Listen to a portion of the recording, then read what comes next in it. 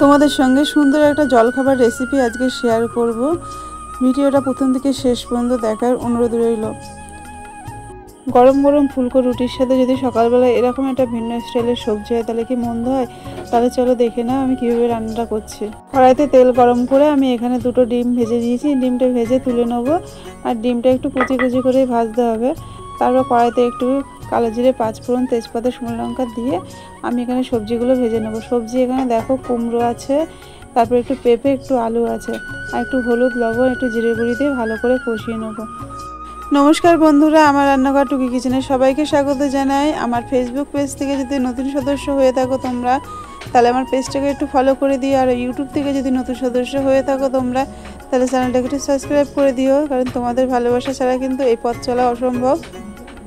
ভালো করে ঝোলটা ফুটে আসলে যে ডিমটা আমি ভেজে রেখেছিলাম সেই ডিমটা আমি দিয়ে দেবো। দিয়ে নামানোর আগে একটু দেবো চিনি আর একটু গরম মশলা দিয়ে গামাখা হলে আমি কিন্তু নামিয়ে নেবো। দেখো বাচ্চারা কিন্তু পেঁপে খেতে চায় না, এরকম যদি পেঁপে দিয়ে একটু ভিন্ন স্টাইলের সবজি করা যায় তাও সকালে জল খাবারে এটা কিন্তু মন্দ হয় না। তোমরা একবার বাড়িতে ট্রাই করে দেখতে পারো। আমার এই ভিন্ন স্টাইলের সবজি কেমন হয়েছে অবশ্যই কমেন্টে জানাতে ভুলো। আজকের মতো আসি, সুস্থ থেকো, ভালো থেকো, দেখাবে একটা